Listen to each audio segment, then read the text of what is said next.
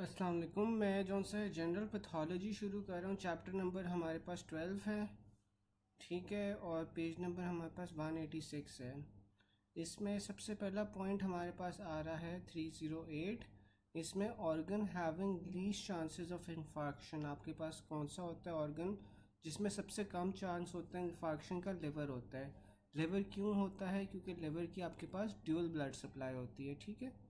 फिर आपके पास आ रहा है any organ with multiple supplies will have least chance of infarction and their infarction would be red या हेमरेजिक इन्फार्क्स आपके पास या रेड इन्फार्क्स किन ऑर्गन्स में बनते हैं?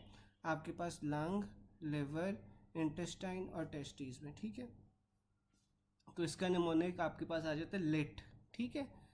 इसमें लंग, लिवर, इंटेस्टाइन और टेस्टिस आ जाते हैं जो आपके पास रेड इन्फार्क्स बना रहे होते हैं, हेमोरेजिक इन्फार्क्स बना रहे होते हैं। फिर आपके पास पेल इन्फार्क्स आ जाते हैं। पेल इन्फार्क्स आपके पास कब बनते हैं? सॉलिड ऑर्गन से बनते हैं जिनकी आपके पास सिंगल या एंड आर्टेरियल ब्लड सप्लाई होती है, ठीक है। तो अगर वो सिंगल ब्लड सप्लाई इनकी ब्लॉक हो जाएगी तो वहाँ पे आपके पास फिर पेल इन्फार्क्स बनेंगे।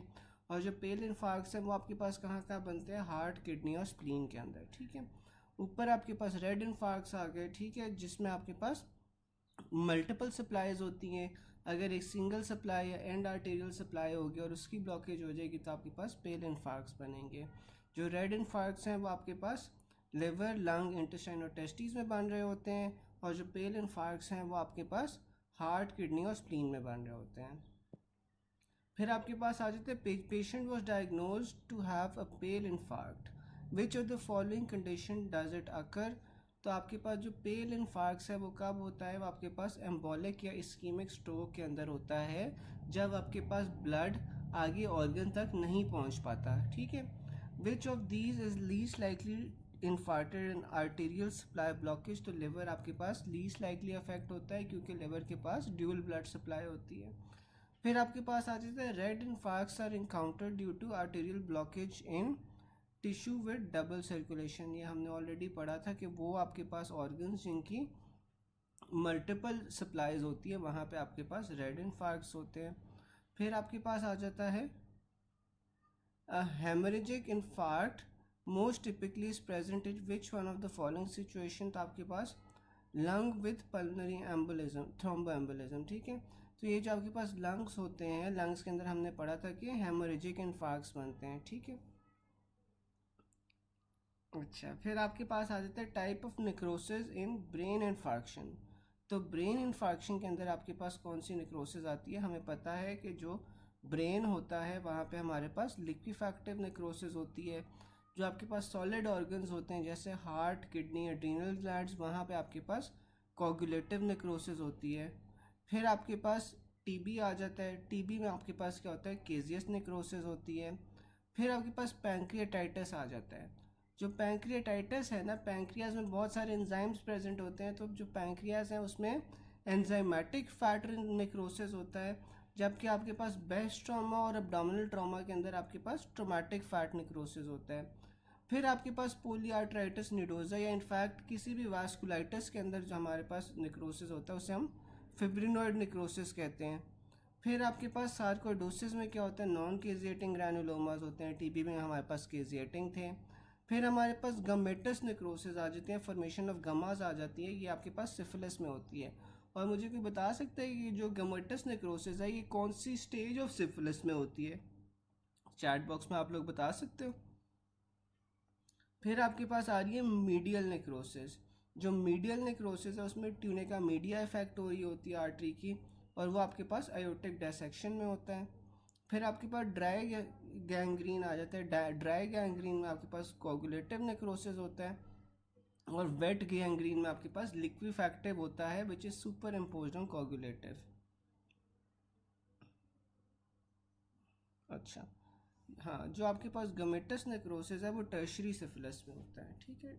गमेटस नेक्रोसिस आपके पास टर्शरी सिफिलिस में होता है। अभी हम सिफिलिस आई थिंक हमने माइक्रो में पढ़ी हुई है, तो जो गमेटस नेक्रोसिस है वो आपके पास टर्शरी सिफिलिस में हो रहा होता है, ठीक है।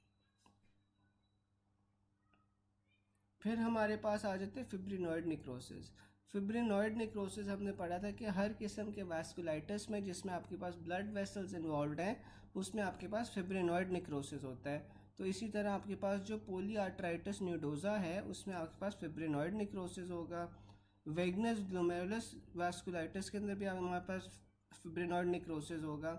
Microscopic diagnosis of polyarteritis nodosa vasculitis in females, इसमें भी आपके पास फिब्रिनॉइड नेक्रोसिस होगा।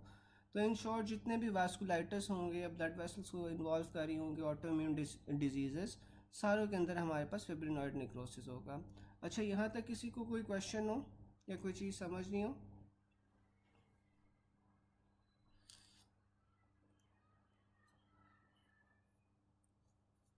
यहाँ तक किसी को कोई चीज़ समझ नहीं हो तो आप बता दो।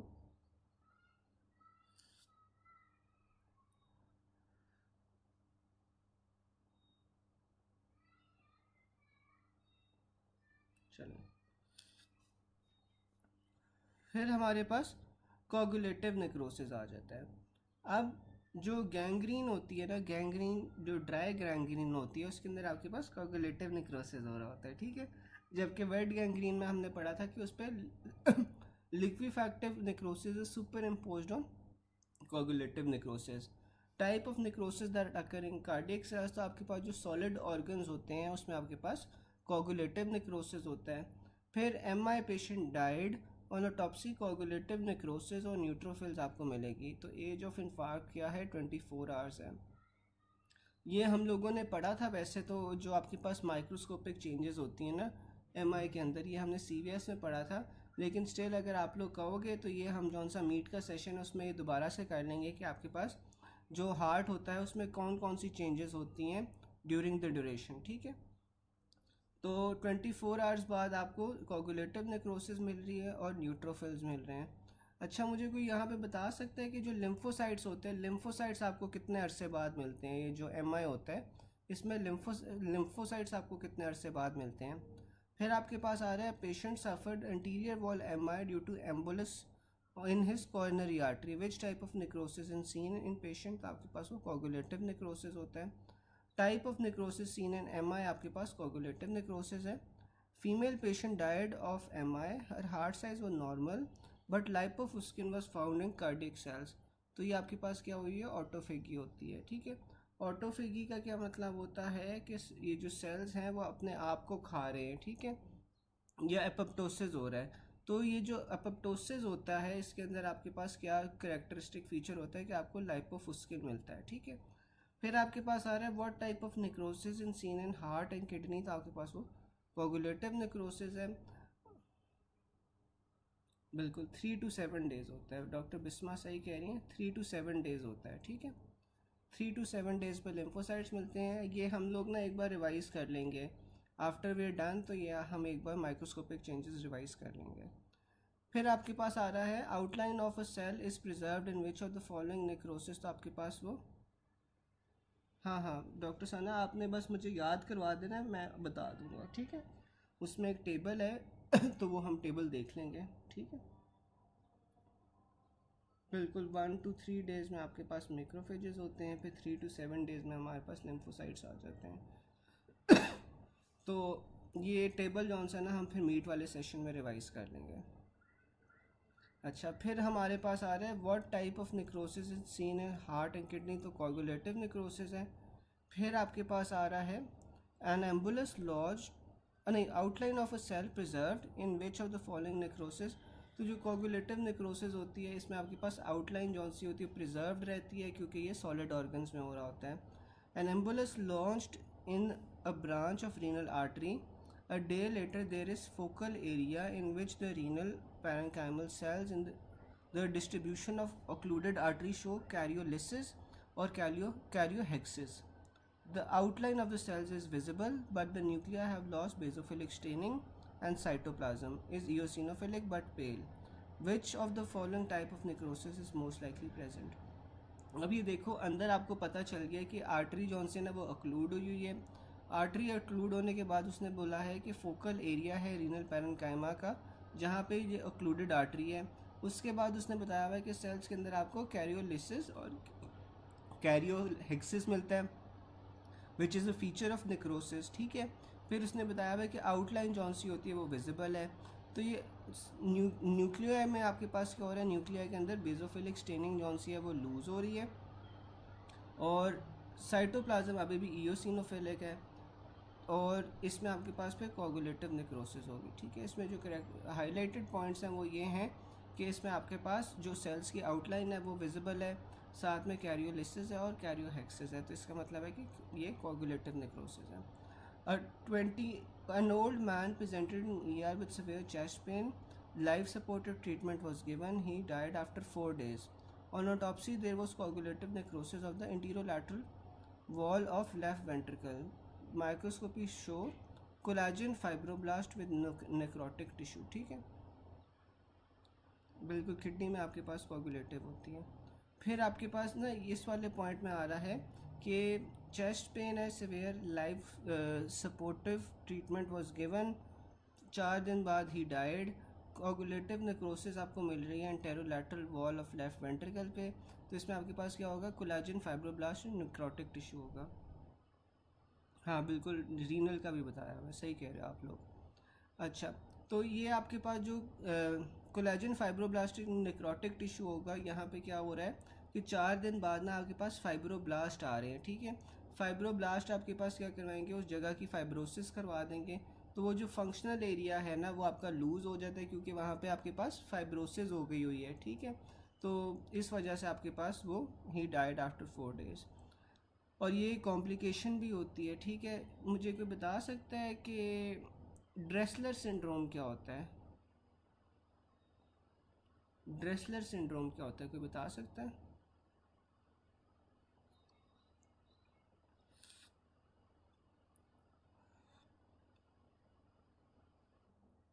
अच्छा, फिर आपके पास आ रहा है, an elderly obese man with severe atherosclerosis developed acute abdominal pain.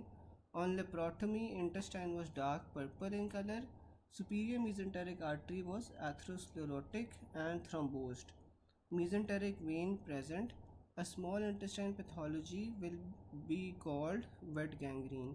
तो आपके पास जो स्मॉल इंटेस्टाइन होता है, स्मॉल इंटेस्टाइन में आपके पास वेट गैंग्रीन होता है। ठीक है ना, जब स्मॉल इंटेस्टाइन का आपके पास एथरोस्क्लेरोसिस हो जाएगा, तो एक तो हमने पढ़ा था कि इसमें हेमरेजिक इन्फार्क्ट होता है। ठीक है, हमने लेट निमोनिक पढ़ा था ना, उसमें लंग्स, लिवर, इंटेस्टाइन्स और टेस्टीज आ रही थी। तो हमें पता है कि इंटेस्टाइन्स के अंदर आपके पास हेमरेजिक नेक्रोसिस होता है, और साथ में उसने ये बताया हुआ है कि यहाँ पे वेट गैंग्रीन होता है जब एथरोस्क्लेरोसिस हो जाती है। एमआई के बाद तो होता है, लेकिन एमआई के बाद आपके पास क्या होता है, 14 डेज टू सेवरल मंथ्स होता है डेवलप। लेकिन इसमें होता क्या ड्रेसलर सिंड्रोम में?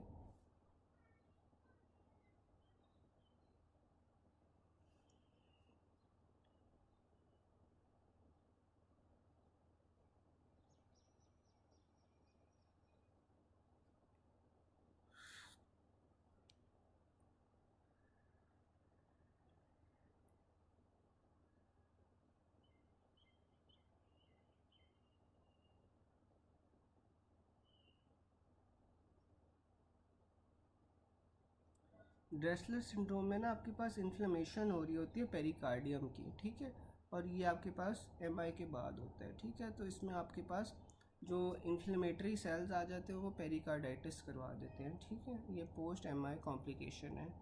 और टाइम ड्यूरेशन आप लोग सही बता रहे हो, चंद वीक से मंथ्स तक होता है। फिर आपके पास कौन सा है ना, डॉक्टर साहब पूछे थे कि कैरियोहेक्सिस में और कैरियोलाइसिस में क्या फ़र्क है?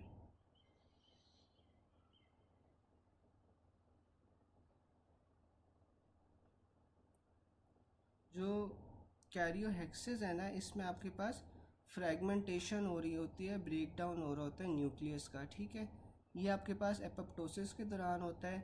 और जो कैरियोलिसिस है, कैरियोलिसिस के अंदर आपको क्या मिलता है, आपको डिसोल्यूशन या फीडिंग मिलती है न्यूक्लियस की। ठीक है, तो ये आपके पास दोनों पैथोलॉजी जौन सी होती है ना, ये जो इरिवर्सिबल सेल इंजरी है ना, इरिवर्सिबल सेल इंजरी है, नेक्रोसिस के अंदर आपको ये दोनों चीज़ें मिलती हैं। ठीक है, जी जी बिल्कुल, पेरिकार्डाइटिस होता है। ठीक है, फिर आपके पास ना लिक्विफैक्टिव नेक्रोसिस आ जाता है। जो लिक्विफैक्टिव नेक्रोसिस है, patient with hemiplegia, CT scan shows ischaemia of brain. What type of necrosis? तो आपको जो ब्रेन है, ब्रेन के अंदर आपको लिक्विफैक्टिव नेक्रोसिस मिलेगा। A patient with diagnosis to have stroke on CT there was pale infarct. What could be cause? तो आपके पास पेल इनफार्क्ट का क्या कॉज होता है? एम्बोला या इस्कीमिक स्ट्रोक होता है। What type of necrosis in seen in ischaemic brain injury? तो आपको लिक्विफैक्टिव नेक्रोसिस मिलेगा। A 68-year-old woman suddenly lost consciousness. On awakening 1 hour later, she could not speak or move her right arm and leg. 2 months later, a head CT shows large cystic area in the left parietal lobe. Which of the following pathological processes has likely occurred? तो ये आपके पास liquefactive necrosis है, ठीक है, क्योंकि brain effect हो रहा है। फिर आपके पास आ जाता है fat necrosis. A patient with pain in abdomen radiating to back, serum lipase इसका रेज्ड है। तो ये आपके पास कौन सा नेक्रोसिस होगा? हाँ, type of necrosis present in mesentery lying in front of that organ. तो ये आपके पास पैंक्रियाटाइटिस है। पैंक्रियाटाइटिस में फैट नेक्रोसिस होता है। फैट कौन सा नेक्रोसिस होता है? एंजाइमेटिक। डॉक्टर साहब मेरा थोड़ा गला खराब है, इस वजह से आवाज़ कम है। अच्छा, आपके पास ना इसमें एंजाइमेटिक फैट नेक्रोसिस होता है, ठीक है। पैंक्रियाटाइटिस में हमारे पास एंजाइमेटिक फैट नेक्रोसिस होगा। फिर what type of necrosis in seen in acute pancreatitis? तो आपके पास ये कौन सा हो रहा है? एक्यूट पैंक्रियाटाइटिस में एंजाइमेटिक फैट नेक्रोसिस हो रहा है। नेक्रोसिस सीन इन ओमेंटम ड्यूरिंग पैंक्रियाटाइटिस, तो आपके पास ये फैट नेक्रोसिस है। Most common cause of fat necrosis आपके पास कौन सा है? ट्रॉमा। अच्छा, अब जो आपके पास ब्रेस्ट ट्रॉमा है, इसमें आपके पास कौन सा फैट नेक्रोसिस होता है? कोई बता सकता है?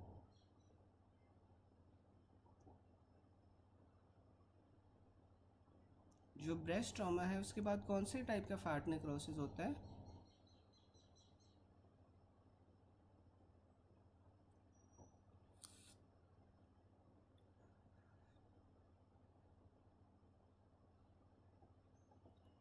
बिल्कुल, आपके पास ट्रोमेटिक फैट नेक्रोसिस होता है, ठीक है। और आपके पास जो पैंक्रियाटाइटिस है, पैंक्रियाटाइटिस में आपके पास क्या होता है? एंजाइमेटिक फैट नेक्रोसिस होता है, ठीक है। फिर आपके पास आ रहा है यही सारा कुछ आ रहा है, ठीक है। फिर हम केजियस नेक्रोसिस पे चलते हैं। केजियस नेक्रोसिस में आपके पास क्या है? Patient with right hypochondrium pain, liver biopsy shows large epithelioid cells with granulomatous disease in center, one giant cell with multiple nuclei at periphery। तो ये आपके पास क्या है? केजियस नेक्रोसिस है। हमने पढ़ा था कि जो एपिथेलियोइड सेल्स होते हैं वो किसका हॉलमार्क होते हैं? वो टीबी का हॉलमार्क होते हैं। और ये एपिथेलियोइड सेल्स होते क्या है? ये जाइंट मैक्रोफेजेस होते हैं, ठीक है।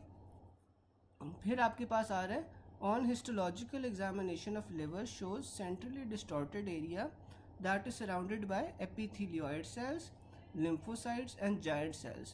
Which of the following is most likely lesion? तो आपके पास ये क्या होगा? केजियस नेक्रोसिस होगा। On microscopy of lymph node biopsy specimen granuloma was found, ठीक है। तो what would make his diagnosis of TB? तो आपको केजियस नेक्रोसिस मिलेगा। Patient presented with dry cough, low grade fever, malaise and for few months. What will be seen on microscopy? तो आपके पास caseous necrosis होगा। अच्छा, वैसे किसी को याद है हमने पढ़ा था कि एक कौन सी है ना करेक्टरिस्टिक माइक्रोस्कोपिक फाइंडिंग थी, एक आपके पास हिस्टोलॉजिकल फाइंडिंग थी टीबी की। एक में आपके पास केजियस नेक्रोसिस था, एक के अंदर आपके पास एपिथेलियोइड सेल्स थे। तो मुझे बता सकते हैं कोई कि हिस्टोलॉजी पे आपको केजियस नेक्रोसिस मिलेगी या एपिथेलियोइड सेल्स मिलेंगे, और माइक्रोस्कोपी में आपको केजियस मिलेगी, एपिथेलियोइड सेल्स मिलेंगे? दोनों में बता सकते हो? ये हमने पढ़ा था पहले जो रेस्पिरेटरी वाला चैप्टर था। फिर आपके पास अगला आ रहा है patient presented with dry cough, low grade fever and malaise for few months, what will be seen on microscopy? तो आपके पास ये केजियस नेक्रोसिस है। फिर आपके पास आ रहा है fever for 6 months, hilar lymphadenopathy, caseous necrosis, आपके पास टीबी आ रहा है। A patient presents with signs of low-grade fever, non-healing ulcer on tongue and cervical lymphadenopathy. Histology पे आपको ग्रैन्युलोमा मिला है with caseous necrosis. Chest x ray shows normal hilar lymphadenopathy, तो diagnosis के टीबी। बिल्कुल आप लोग सारे सही कह रहे हो कि जो एपिथेलियोइड सेल्स हैं वो आपको हिस्टोलॉजी पे मिलेंगे, ठीक है ना, और माइक्रोस्कोपी पे आपको केजियस नेक्रोसिस मिलेगा। बिल्कुल सारे सही कह रहे हैं। फिर आपके पास आ जाता है a patient with cervical lymphadenopathy, chest x ray shows hilar bilateral lymphadenopathy, biopsy shows typical granuloma with granulomatous necrosis in submandibular और सबलिंगुअल ग्लैंड। तो ये आपके पास क्या है, सार्कोइडोसिस है, ठीक है। सार्कोइड यूजुअली जब ग्लैंड्स की इन्वॉल्वमेंट आ जाए ना, तो ग्लैंड्स की इन्वॉल्वमेंट आपके पास सार्कोइडोसिस में होती है, ठीक है, टीबी में नहीं होती। तो जब भी आपके पास ग्लैंड्स आ जाएं और गमेटस नेक्रोसिस, तो आपके पास वो लेप्रोसी में भी हो सकता है, लेकिन जो ग्लैंड्स की इन्वॉल्वमेंट है ना वो आपके पास नॉर्मली सार्कोइडोसिस में हो रही होती है। बिल्कुल आप सारे सही कह रहे हो। देखो आप लोगों को रफ़ीउल्लाह भी जौन सी है ना आहिस्ता आहिस्ता याद हो रही है, ठीक है ना। बिल्कुल ठीक है, तो आप सारों को रफ़ीउल्लाह भी आहिस्ता आहिस्ता याद हो रही है जैसे जैसे पेपर करीब आ रहा है। फिर हमारे पास यार एक और पॉइंट हम कर लेते हैं, फिर उसके बाद नमाज ब्रेक लेते हैं। आपके पास गमेटस नेक्रोसिस जो होता है वो सिफिलिस में होता है, और हमने पढ़ा कि जो गमास की फॉर्मेशन है ये कब हो रही होती है, टर्शरी सिफिलिस में हो रही होती है।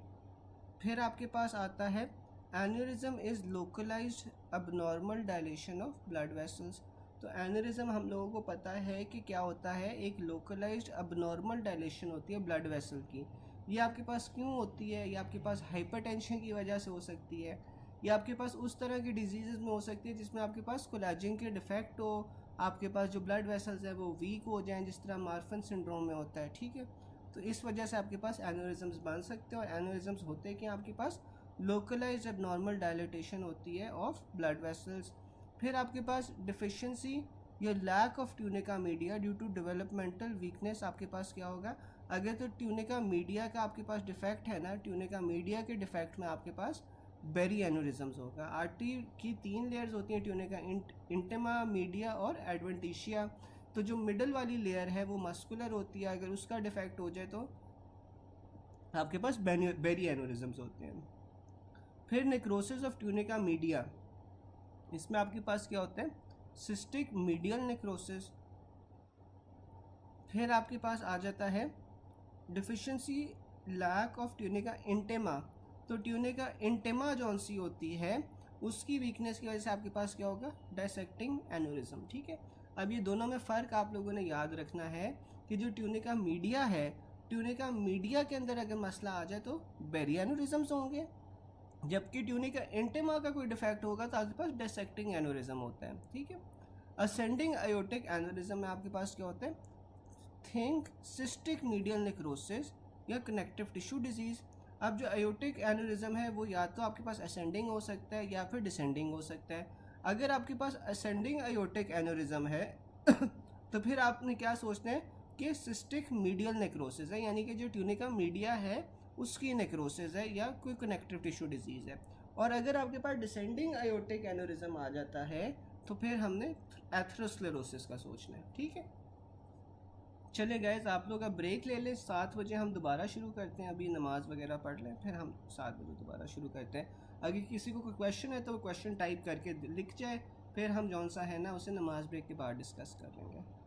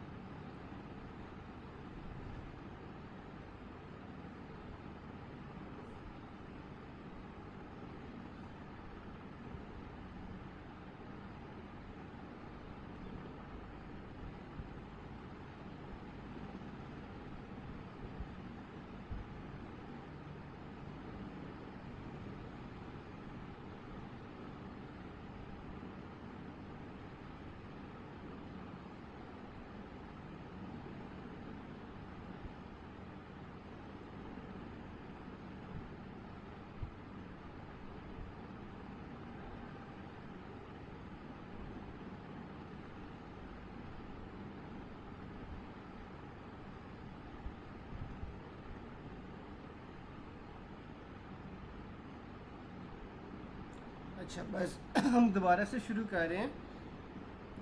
तो हमारे पास ना एक क्वेश्चन आया था डॉक्टर कॉकब का कि वेट और ड्राई गैंग्रीन में क्या फ़र्क होता है। ठीक है, तो हमारे पास बेसिकली जो ड्राई गैंग्रीन और वेट गैंग्रीन होता है ना, ये हो क्यों रहे होते हैं जब आपके पास इनसफिशेंट ब्लड सप्लाई होती है टू अ वेरियस प्लेस। ठीक है, जब आपके पास इनसफिशेंट ब्लड सप्लाई हो रही होती है तो तब आपके पास ये गैंग्रीन होते हैं। इसकी दो टाइप्स हैं, ड्राई और वेट।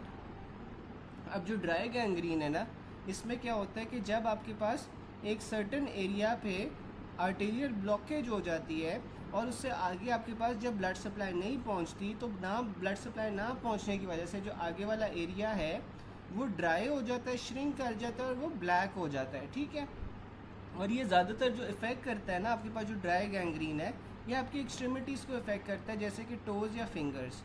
ठीक है, जबकि आपके पास जो वेट गैंग्रीन है ना, वेट गैंग्रीन में क्या होता है कि किसी बैक्टीरियल इन्फेक्शन की वजह से या फिर किसी ओपन वूंड की वजह से आपके पास वहाँ पे ब्लड सप्लाई कॉम्प्रोमाइज़ हो जाती है। ठीक है, और इसमें आपके पास स्वेलिंग होगी, ब्लिस्टरिंग आपको मिलेगी और फाउल स्मेली डिस्चार्ज मिलेगा।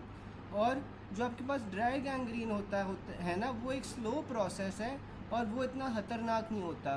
जबकि जो वेट गैंग्रीन है ना, वो एक रैपिड प्रोसेस है और इसमें आपके पास अगर टाइमली से ट्रीट नहीं करते तो आपके पास ये लाइफ थ्रेटनिंग हो जाता है। ठीक है, दूसरा क्वेश्चन आपका पूछा गया था कि सिस्टिक मीडियल नेक्रोसिस।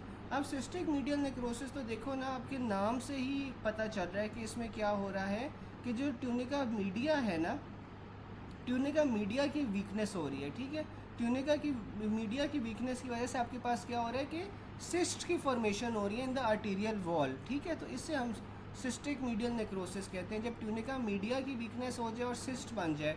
अच्छा, कोई मुझे एग्जांपल बता सकता है कि ये जो सिस्टिक मीडियल नेक्रोसिस है ये किन कंडीशंस में आपके पास होगी? अभी मैंने वैसे आप लोगों को रिस्क फैक्टर्स बताए भी थे, लेकिन मुझे कोई बता सकता है कि जो सिस्टिक मीडियल नेक्रोसिस है वो किन कंडीशंस में होगी आपके पास?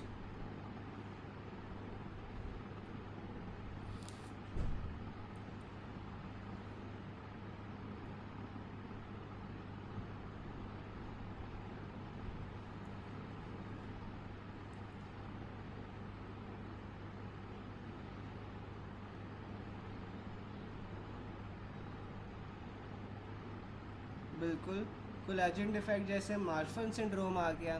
उसके अलावा आपके पास एलर्ट-डायलॉन सिंड्रोम आ जाता है, एलर्ट-डायलॉस सिंड्रोम, हाइपरटेंशन आ जाती है। इन सारों के अंदर आपके पास सिस्टिक मीडियल नेक्रोसिस होगा ना। ठीक है, जब आपके पास ट्यूनिका मीडिया का डिफेक्ट हो जाएगा।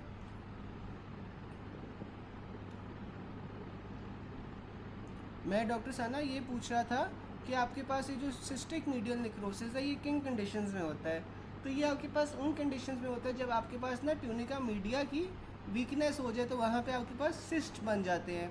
और ये सिस्ट जो बनते हैं, इनमें रिस्क फैक्टर्स क्या क्या हो सकते हैं जिसमें आपके पास ये सिस्टिक मीडियल नेक्रोसिस होगा? तो उसमें आपके पास एलर्ट-डायलॉस, मार्फन, हाइपरटेंशन या कोलेजन का जिनमें डिफेक्ट होता है वो सारी डिजीज़ेज आ जाती हैं। ठीक है, फिर ना उसने बताया हुआ ट्रू और फॉल्स एनोरिज्म का फ़र्क। अब जो ट्रू एनोरिज्म होता है ना, एनोरिज्म सबसे पहले हमने पढ़ा था होता क्या है, ये एक अबनॉर्मल डायलेशन होती है ब्लड वेसल की। ठीक है, अब ट्रू और फॉल्स एनोरिज्म में क्या फ़र्क होता है कि जो ट्रू एनोरिज्म होता है ना, इसमें तीनों लेयर्स जो सी होती हैं वो इन्वॉल्व होती हैं और अटेन्यूएटेड वॉल ऑफ हार्ट। ठीक है, एग्जाम्पल इसमें क्या आ जाएगी, एथ्रोस्क्लेरोटिक एनोरिज्म, सिफिलिटिक एनोरिज्म और लेफ्ट वेंट्रिकुलर एनोरिज्म। ठीक है, तो ये आपके पास सारी एग्जांपल्स आ रही हैं। एनोरिज्म्स क्यों हो रहे हैं? जो ट्रू एनोरिज्म्स हैं एथ्रोस्क्लेरोसिस की वजह से हो रहे हैं, सिफिलिस की वजह से हो रहे हैं, लेफ्ट वेंट्रिकुलर एनोरिज्म आ गया। ठीक है, इसमें फिर आपके पास टाइप्स में सैक्युलर और फ्यूजिफॉर्म आ जाता है। जो सैक्युलर है इसमें आपके पास स्फेरिकल आउट पाउचिंग होगी। ठीक है, किसी एक पोर्शन में आपके पास यहाँ पे स्फेरिकल आउट पाउचिंग होगी। और जो आपके पास फ्यूजिफॉर्म एनोरिज्म्स है ना, फ्यूजिफॉर्म एनोरिज्म्स में आपके पास सर्कमफ्लेक्शल डायलेशन होगी। ठीक है, ये पूरा का पूरा सर्कमफ्लेक्स के अराउंड ये जौन सा है वो डायलेट करेगा। लेट मी सी, अगर मुझे इसकी पिक्चर मिलती है, मुझे एक सेकंड आप देना, मैं ग्रुप में भेजता हूँ।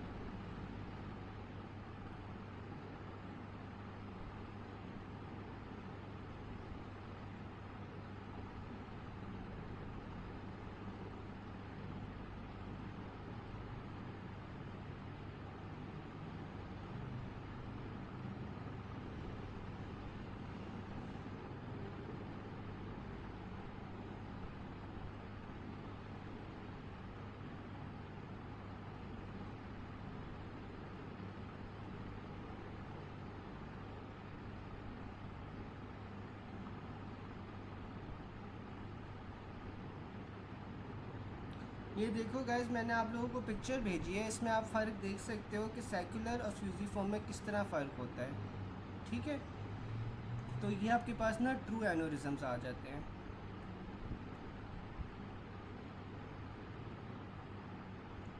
फिर हमारे पास फॉल्स एनोरिज्म्स होते हैं। फॉल्स एनोरिज्म में क्या होता है? Breach in the vascular wall leading to extra vascular haematoma या फिर पल्सेटिंग हीमाटोमा। ठीक है, अब जो फॉल्स एनोरिज्म्स होंगे ना, इसमें आपके पास क्या होगा कि वैस्कुलर वॉल के अंदर कोई ब्रीच आ जाएगा। वैस्कुलर वॉल में किस कंडीशन में ब्रीच आ सकता है, कोई मुझे बता सकता है जिसमें ये एक्स्ट्रा वैस्कुलर हीमाटोमा बनता है या पल्सेटिंग हीमाटोमा बनता है? मुझे कोई इसका एग्जांपल दे सकता है? जो फॉल्स एनोरिज्म है उसकी कोई एग्जांपल मुझे दे सकता है?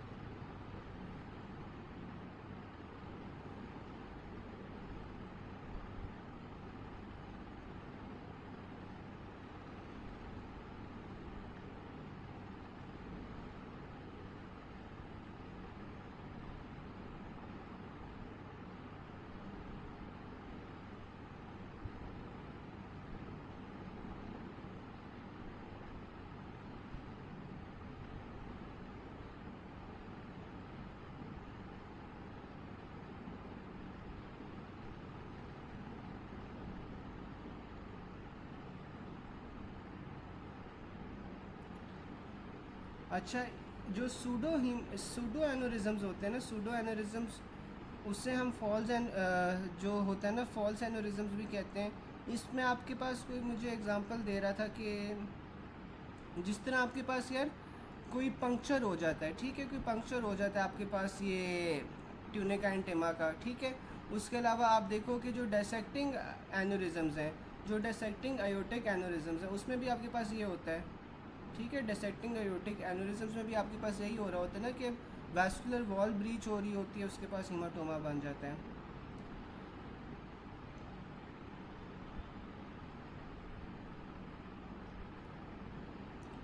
यार ये देखो कि आपके पास ये जो अब्डोमिनल आयोटिक एनोरिज्म्स हैं या फेमोरल आर्टरी एनोरिज्म्स हैं, ये तो आपके पास लोकेशंस है ना, लोकेशंस आ रही हैं अलग अलग एनोरिज्म्स की। तो अब्डोमिनल आयोटा में आपके पास ये जो फेमोरल आर्टरी है, इसमें सेक्युलर या फ्यूजिफॉर्म भी तो हो सकता है ना। ठीक है, क्योंकि ये आपके पास कोई स्पेसिफिक एरिया तो नहीं है जहाँ पे ये ज़रूरी है होगा कि वो इन्वॉल्व हो। ठीक है, तो अगर आपके पास अब्डोमिनल आयोटा की तीनों की तीनों लेयर्स इन्वॉल्व हो जाएंगी तो वहाँ पे आपके पास स्फेरिकल या फ्यूजिफॉर्म भी बन सकता है। ये तो आप लोकेशंस की बात कर रहे हो, मैं आपसे एग्जांपल्स पूछ रहा था। तो उसमें ये होता है कि देखो कोई सर्जिकल प्रोसेस के अंदर अगर आपके पास कोई सूडो एनोरिज्म्स बन जाएँ, ठीक है, या फिर आपके पास जो आयोटिक डिसेक्शन होती है, आयोटिक डिसेक्शन में ट्यूनिका एंटेमा जो सी होती है वो हाली पियर्स हो रही होती है, उसकी वीकनेस हो रही होती है, जिस वजह से आपके पास फिर ये एक्स्ट्रा वैस्कुलर हीमाटोमा बन जाता है। ठीक है, फिर आपके पास डिसेक्टिंग एनोरिज्म्स आ जाते हैं। डिसेक्टिंग एनोरिज्म्स में आपके पास क्या है? Arise when blood enters wall of artery dissecting between its layers. देखो अभी डिसेक्टिंग एनोरिज्म में क्या हो रहा है कि आपके पास क्या हो रहा है कि when blood enters wall of N artery dissecting between its layer, example aortic dissection. तो इसमें आपके पास क्या होता है कि जो आपके पास ट्यूनिका एंटेमा होता है उसका डिफेक्ट होता है, तो ट्यूनिका एंटेमा से आपके पास ब्लड बाहर चला जाएगा और ट्यूनिका एंटेमा और मीडिया के दरमियान में हीमाटोमा बना देगा। ठीक है, उसे हम आयोटिक डिसेक्शन कहते हैं। यह एसोसिएटेड आपके पास हाइपरटेंशन की वजह से होता है, बायकास्पिड आयोटिक वॉल्व की वजह से होता है, इनहेरिटेड कनेक्टिव टिश्यू डिसऑर्डर्स की वजह से होता है जैसे कि Marfan syndrome. Can present with tearing chest pain and sudden onset radiating the back, और इसमें आपके पास अनइक्वल बीपी होगा दोनों आर्म्स के अंदर। ठीक है, फिर आपके पास चेस्ट एक्सरे के अंदर मीडियस्टाइनल वाइडनिंग नज़र आती है। कैन रिजल्ट इन रप्चर, अगर यह हीमाटोमा रप्चर कर जाए तो फिर आपके पास क्या होगा? कार्डियक टेम्पोनार्ड होगा और डेथ होगी। इसमें आपके पास दो टाइप्स आ जाती हैं, प्रोक्सिमल और डिस्टल। पहले वाले को प्रोक्सिमल को हम स्टैंडफर्ड टाइप ए कहते हैं। इसमें आपके पास असेंडिंग आयोटा की इन्वॉल्वमेंट होती है, may extend to aortic arch या फिर डिसेंडिंग आयोटा। ट्रीटमेंट इसकी आपके पास सर्जरी होगी। जो आपके पास स्टैंडफर्ड टाइप बी है, इसमें आपके पास क्या हो रहा है कि डिसेंडिंग आयोटा को इन्वॉल्व करती है या फिर आयोटिक आर्च को इन्वॉल्व करती है, इसमें असेंडिंग आयोटा की इन्वॉल्वमेंट नहीं होती, और इसमें आपने बीटा ब्लॉकर्स देने और फिर वेजोडाइलेटर्स देने हैं। ठीक है, अच्छा यहाँ तक किसी को कोई बात ना समझ आई हो? यहाँ तक किसी को कोई बात ना समझ आए, कुछ रिपीट करना हो?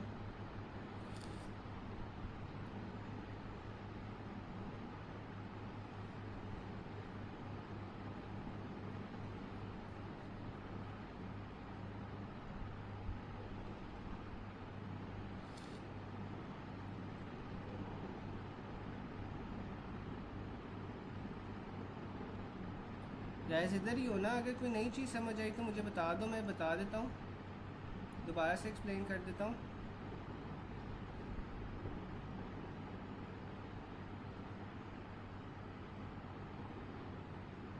Dissecting aneurysm. अच्छा, अब डायसेक्टिंग एनेरिज्म में आपके पास क्या होता है कि ट्यूनिका एंटेमा का ना टीयर हो जाता है, ठीक है? तो ट्यूनिका एंटेमा का जब आपके पास टीयर हो जाता है तो फिर ब्लड जौन सा है ना यहाँ से बाहर निकल जाता है। ट्यूनिका एंटेमा से बाहर निकल के ट्यूनिका मीडिया के अंदर और ट्यूनिका एंटेमा के दरमियान में फंस जाता है, ठीक है? यहाँ पे ये फंस जाएगा। ये एसोसिएटेड किसके साथ होता है? ज़ाहिर है उन कंडीशंस के साथ एसोसिएटेड होगा जहाँ पे आपके पास ट्यूनिका एंटेमा टीयर होने के चांसेस ज़्यादा हो जाते हैं। किन किन कंडीशंस में ज़्यादा होते हैं? हाइपरटेंशन में ज़्यादा हो सकते हैं, बाइकस्पिड आयोटिक वाल्व में ज़्यादा हो सकते हैं, कनेक्टिव टिश्यू डिसऑर्डर जैसे कि मार्फन सिंड्रोम में आपके पास ये ज़्यादा हो सकते हैं। जब भी आपके पास आयोटिक डायसेक्शन होगी ना तो आपके पास एक तो टेयरिंग चेस्ट पेन होगी, ठीक है, जिसका सडन ऑनसेट होगा, पीछे की तरफ रेडिएट करेगा। आपके पास बीपी जौन सा होगा वो अनइक्वल होगा दोनों आर्म्स के अंदर, ठीक है, क्योंकि उसने एक साइड को इफेक्ट किया हुआ है।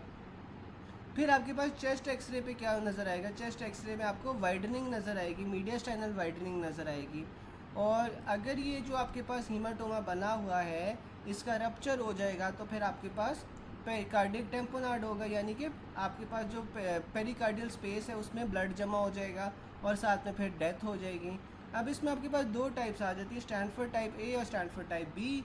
जो आपके पास स्टैनफोर्ड टाइप ए है ना वो नॉर्मली आपके पास असेंडिंग आयोटा को जौन सा इन्वॉल्व करती है, आर्च ऑफ आयोटा या डिसेंडिंग को भी इन्वॉल्व कर सकती है, लेकिन इसकी शुरुआत हमेशा असेंडिंग आयोटा से होती है, ठीक है? और इसमें हम हमेशा आपने पहले सर्जरी करनी है। जबकि जो आपके पास स्टैनफोर्ड टाइप बी है ये आपके पास डिसेंडिंग आयोटा को हाल ही इन्वॉल्व करती है और इसमें आप बीटा ब्लॉकर्स और वेजोडाइलेटर्स दे सकते हो, ठीक है?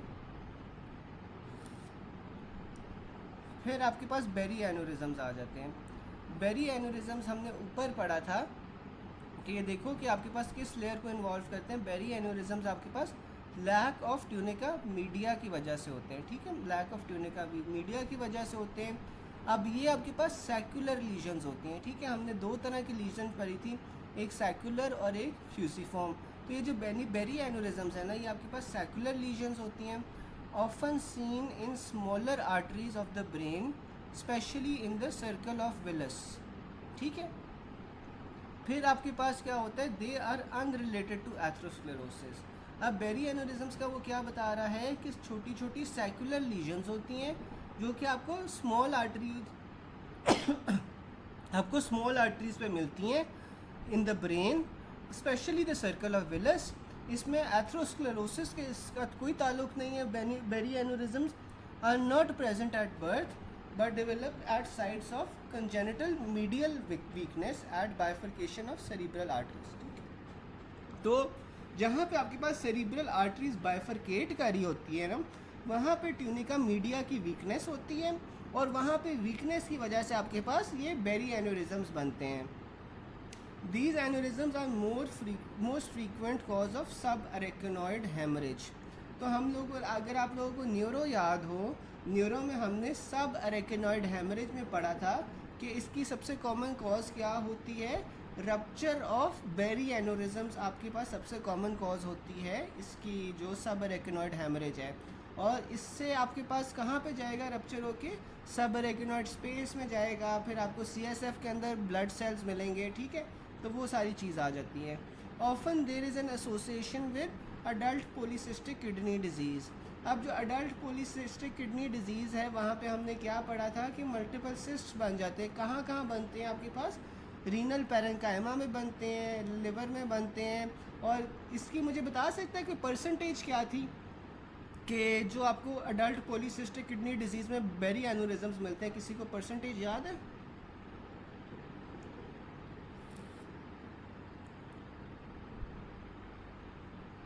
कि अडल्ट पॉलीसिस्टिक किडनी डिजीज़ में बेरी एनोरिज्म्स कितने % लोगों में होते थे, कितनी % एसोसिएशन है इसकी?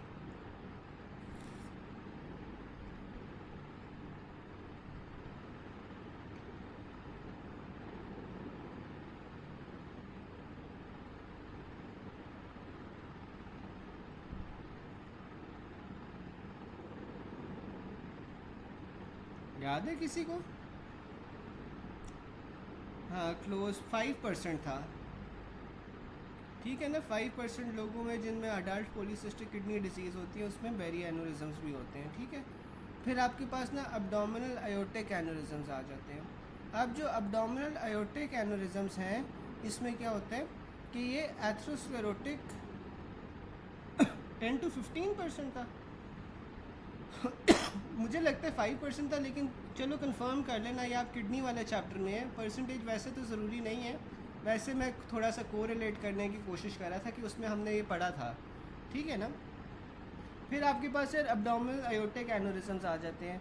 Atherosclerotic aneurysms most frequently occur in the descending, especially in the abdominal aorta, associated with atherosclerosis. अच्छा, 8% था। चलो, फिर आपके पास ना एथरोस्क्लेरोटिक जो aneurysms most frequently occur in the descending, especially the abdominal aorta, associated with atherosclerosis. Risk factors include the use of tobacco, age, greater male sex, family history may present with palpable pulsatile abdominal mass. तो ये जो आपके पास abdominal aortic एनोरिज्म्स है ना, abdominal aortic एनोरिज्म्स आपके पास सबसे frequently कहाँ पे होते हैं? डिसेंडिंग आयोटा में, और उसमें भी अब्डोमिनल आयोटा में। इसका जो रिस्क फैक्टर है वो क्या है आपके पास आ रहा है? एथरोस्क्लेरोसिस आ रहा है। और एथरोस्क्लेरोसिस का रिस्क फैक्टर फिर आपके पास क्या होता है? टबैको यूज़ होता है, इंक्रीज्ड एज होता है, मेल सेक्स होता है, फैमिली हिस्ट्री होती है। और इसमें आपको क्या मिलेगा? पैल्पेबल पल्सेटाइल अब्डोमिनल मास मिलेगा अब्डोमिनल आयोटिक एनोरिज्म्स में। फिर आपके पास ये सिफिलिटिक एनोरिज्म्स आ जाते हैं। जो सिफिलिटिक एनोरिज्म्स है ना, वो आपके पास टर्शरी सिफिलिस का मैनिफेस्टेशन होते हैं, characterized by obliterative endarteritis of vasa vasorum and necrosis of media, tree bark appearance. अच्छा, अब जो आपके पास ये सिफिलिटिक एनोरिज्म्स है ना, सबसे पहले तो उसने ये बताया हुआ है कि ये टर्शरी सिफिलिस का पार्ट होते हैं। अच्छा, उसके बाद उसने बताया हुआ है characterised by obliterative endarteritis of vasa वेजोरम। अभी जो वेजा वेजोरम होती है ना, ये आपके पास उस तरह की आर्टरीज होती हैं जो आपके पास, या उस जो आर्टरीज होती है ना, बेसिकली जो बड़ी वाली आर्टरीज होती है, उनकी ब्लड सप्लाई को आप वेजा वेजोरम कहते हो। ठीक है, तो जो बड़ी आर्टरीज होती हैं उनकी अपनी भी एक ब्लड सप्लाई होती है जिसे आप वेजा वेजोरम कह रहे होते हो। तो अब आपके पास जब बड़ी वाली आर्टरीज को ब्लड सप्लाई नहीं पहुंचेगी थ्रू द वेजा वेजोरम, तो वहाँ पे क्या होगा?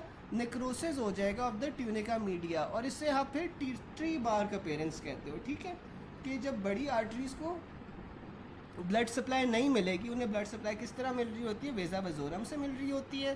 तो जब आपके पास ये वेजा वेजोरम की ब्लॉकेज हो जाएगी तो फिर आपको ट्री बार्क अपीयरेंस नज़र आएगी। Unlike atherosclerotic aneurysm, syphilitic aneurysms can characteristically involve the ascending aorta. ठीक है, ये असेंडिंग आयोटा को इन्वॉल्व करती है। क्लिनिकल फाइंडिंग्स में आपको क्या मिलेगा? Aortic regurgitation and brassy cough due to compression of the left recurrent laryngeal nerve. तो आपको इसमें क्या मिलेगा? आयोटिक वाल्व रीगर्जिटेशन मिलेगी, क्योंकि आपके पास ये असेंडिंग आयोटा का मसला है। ठीक है, तो रीगर्जिटेशन हो जाएगी, और साथ में आपको ब्रासी कफ मिलेगी due to the compression of left recurrent laryngeal nerve. यहाँ तक किसी को कोई चीज़ ना समझ आई हो, कोई चीज़ रिपीट करनी हो तो बता दो, फिर हम आगे चलते हैं।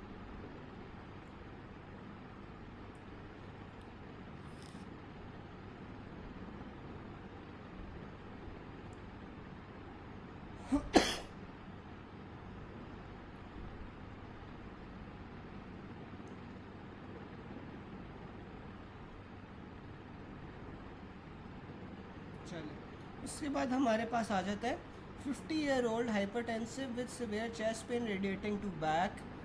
तो ये आपके पास क्या है? मीडियल नेक्रोसिस का सिनेरियो है। मैं रिपीट कर देता हूँ। आपके पास सिफिलिटिक या ल्यूटिक एनोरिज्म्स की वो बात करें। अब जब आपके पास सिफिलिटिक एनोरिज्म्स होते हैं ना, ये आपके पास फीचर किसका होता है? ये टर्शरी सिफिलिस का होता है। ठीक है, इसमें हो क्या रहा होता है आपके पास कि वेजा वेजोरम जो सा होता है ना, vasa vasorum is the blood supply of the main arteries. तो अब अगर जो आर्टरीज़ हैं, जो बड़ी वाली आर्टरीज़ हैं, उन्हें ब्लड सप्लाई नहीं मिलेगी तो आपके पास जो ट्यूनिका मीडिया है ना, वो आपके पास डैमेज हो जाएगी। ठीक है, अब इसमें मिलता है कि आपको ट्री बार का पेरेंट्स मिलती है जब वेजा वेजोरम जो सा होता है वो उसका वो ब्लॉकेज हो जाए। और फिर इसमें आपके पास क्या होता है, ये असेंडिंग आयोटा को इन्वॉल्व कर रही होती है। ठीक है, और जो आपके पास ये क्या नाम है एथरोस्क्लेरोसिस, तो एथरोस्क्लेरोसिस आपके पास अब्डोमिनल आयोटा को इन्वॉल्व कर रही थी। ठीक है, फिर आपके पास ये क्योंकि असेंडिंग आयोटा को इन्वॉल्व करती है तो इसमें आपके पास आयोटिक रीगर्ज मिलता है। आयोटिक रीगर्जिटेशन के साथ आपको ब्रासी काफ मिलती है due to the compression of left recurrent laryngeal nerve. ठीक है, हाँ ये जो आपके पास डिसेक्टिंग एन्यूरिज्म है, बिल्कुल ये सूडो एन्यूरिज्म की एग्जांपल है। जी जी बिल्कुल डॉक्टर सवेरा सही कह रही हो कि जो डिसेक्टिंग एन्यूरिज्म है ये सूडो एन्यूरिज्म की एग्जांपल है। अच्छा, अब उसने बताया हुआ है कि 50 ईयर ओल्ड हाइपरटेंसिव है विद सिवियर चेस्ट पेन जो बैक को रेडिएट कर रहा है। ठीक है, तो इसमें आपको क्या मिल रही है, मीडियल नेक्रोसिस ऑफ आयोटा। अब ये किस चीज़ का सिनेरियो है, कि मुझे बता सकता है? ये अभी जो हमने ऊपर सारे पढ़े हैं ये किस चीज़ का सिनेरियो है जिसमें आपको मीडियल नेक्रोसिस ऑफ आयोटा मिल रहा है, सडन चेस्ट पेन मिल रही है जो बैक को रेडिएट कर रही है?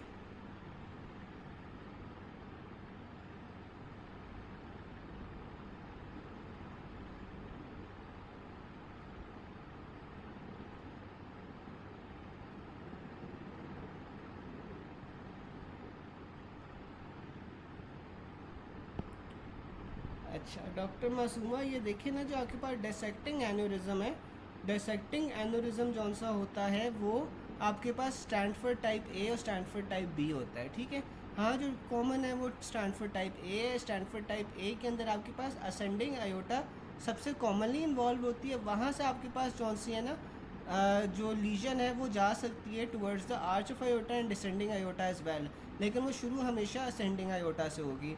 जबकि आपके पास जो स्टैंडफोर्ड टाइप बी होती है उसमें आपके पास डिसेंडिंग आयोटा इन्वॉल्वमेंट होती है। ठीक है, और फिर जो आपके पास सिफिलिटिक है, सिफिलिटिक के अंदर आपके पास वो असेंडिंग आयोटा हमेशा होती है। ठीक है,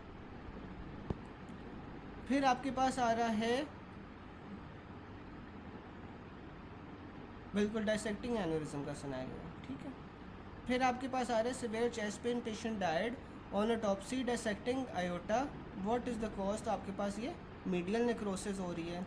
medial necrosis on autopsy is seen in dissecting aneurysms. A patient presented with decrease peripheral pulsation and abdominal pain, creatinine kinase normal है और पल्सेटिंग abdominal मास है with fasting blood glucose of 130 to 150 from the last 120 for the last 20 years is likely suffering from aortic abdominal aortic aneurysm। ठीक है, अब इसमें उसने क्या क्या चीज़ें बताई हुई हैं कि पेरिफेरल पल्सेशन जौन सी है ना वो आपके पास डिक्रीज्ड है, फिर abdominal पेन है, क्रिएटिनिन काइनेज नॉर्मल है, पल्सेटिंग abdominal मास उससे मिला है। abdominal मास मिला है तो उसका क्या मतलब है कि आपके पास abdominal aortic aneurysm होगा। abdominal aortic aneurysm के आपके पास रिस्क फैक्टर्स क्या आ रहे थे, इसमें आपके पास एथरोस्क्लेरोसिस आ रहा था, एथरोस्क्लेरोसिस के साथ साथ आपके पास इसमें स्मोकिंग आ रहा था, मेल जेंडर आ रहा था, साथ में आपके पास और क्या आ रही थी चीज़ें, स्मोकिंग था, मेल जेंडर था, इंक्रीज्ड एज था, तो ये सारे आपके पास रिस्क फैक्टर्स आ रहे थे।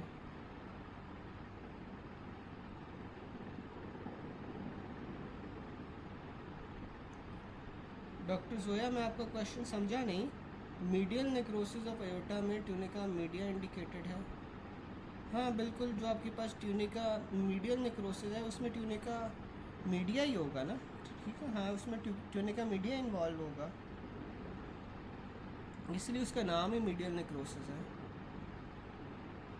फिर आपके पास आ रहा है अ 40 year old man known hypertensive presented with severe sudden severe chest pain, massive hemorrhage and died in ER. He was found to have aortic dissection. On autopsy would show medial necrosis। ठीक है, फिर aortic dissecting aneurysm and ectopia lentis, तो ये आपके पास किस में होता है, मार्फन सिंड्रोम में होता है। ठीक है, फिर आपके पास कोई मुझे बता सकता है ectopia lentis क्या होता है? फिर आपके पास आ रहा है कॉज ऑफ एथरोमा। आपके पास एथरोमा की क्या कॉज है? Diastolic hypertension.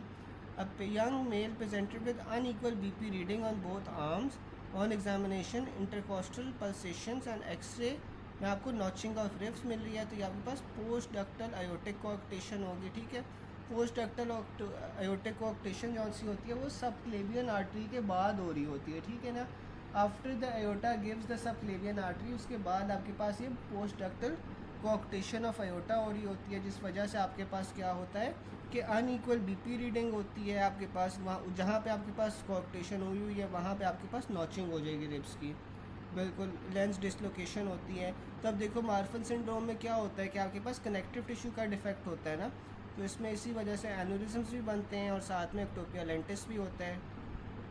फिर आपके पास आ रहा है most common site of berry aneurysms, आपके पास कहाँ पे आ रहा है? Origin of anterior communicating artery. वैसे हमने पहले पढ़ा था कि सबसे ज़्यादा सर्कल ऑफ विलिस में होते हैं, और अगर सर्कल ऑफ विलिस में भी वो पूछ ले कि उस सर्कल ऑफ विलिस में भी सबसे ज़्यादा कहाँ पे होते हैं, तो आपके पास वो इंटीरियर कम्युनिकेटिंग आर्टरी के ओरिजिन के ऊपर हो रहे होते हैं जो बेरी एन्यूरिज्म्स होते हैं। ठीक है, फिर आपके पास आ रहा है 30-year-old male died suddenly after sudden rise of blood pressure.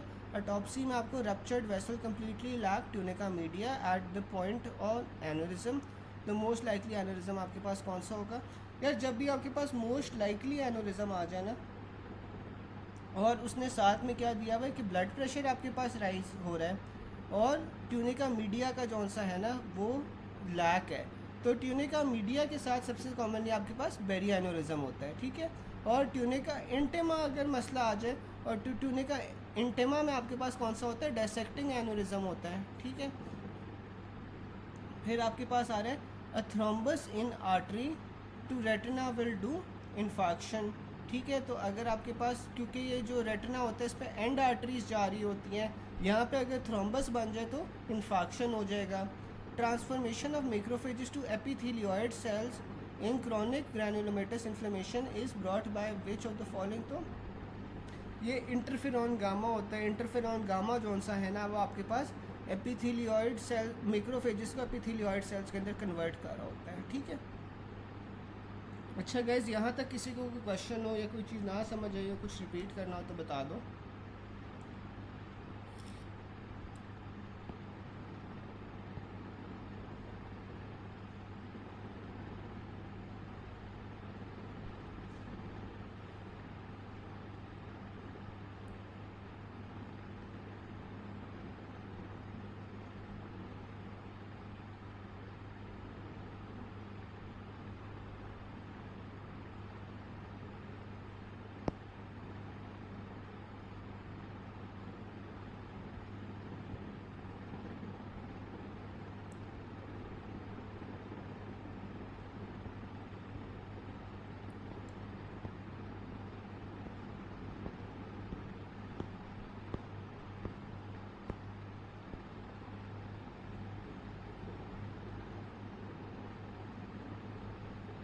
Tunica इंटेमा में आपके पास बेरी एन्यूरिज्म तो नहीं होता।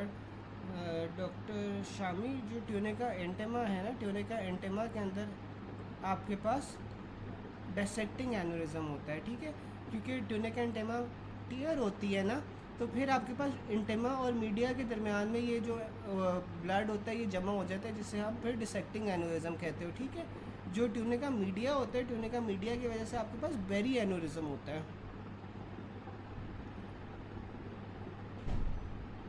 बिल्कुल, ट्यूनिका इंटेमा जौन सा है वो आपके पास डायसेक्टिंग एन्यूरिज्म है, ट्यूनिका मीडिया जौन सा है वो बेरी एन्यूरिज्म है। ठीक है,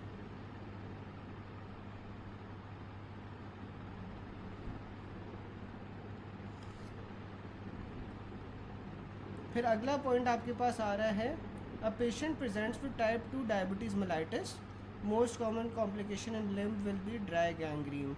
तो अगर आपके पास डायबिटीज़ मेलाइटिस के पेशेंट्स जो से होते हैं ना, अगर उनकी आप शुगर कंट्रोल में ना रखो और हल्का सा भी कोई आपके पास चोट वगैरह लग जाए, तो फिर आपके पास सबसे कॉमन कॉम्प्लिकेशन होती है ना वो क्या होती है? ड्राई गैंग्रीन होती है। ठीक है, इफ़ आस गैंग्रीन इन डायबिटीज़, तो आपके पास हमेशा हमने ड्राई गैंग्रीन को चूज़ करना है। व्हेन आस diabetes with common complication in limbs तो आपके पास वो ड्राई गैंग्रीन होता है, ठीक है। फिर आपके पास अगर उसके ऊपर super impose bacterial infection in ischaemic tissue results in gangrene necrosis, ठीक है। अगर आपके पास कोई सुपर इम्पोज्ड बैक्टीरियल इन्फेक्शन आ जाती है जो ऑलरेडी वहाँ पे इस्कीमिक टिश्यू है, तो वहाँ पे आपके पास क्या होगा, गैंग्रीनस नेक्रोसिस होगा। What is the most common complication of diabetes in limbs is dry gangrene. अच्छा, मुझे ये कोई बता सकता है कि जो सुपर इम्पोज बैक्टीरियल इन्फेक्शन अगर हो जाए आपके पास इस्कीमिक टिश्यू के अंदर, तो ये गैंग्रीनस नेक्रोसिस तो होगा, लेकिन ये वेट गैंग्रीन होगा या ड्राई गैंग्रीन होगा जब सुपर एक्यूट बैक्टीरियल इन्फेक्शन आ जाएगी।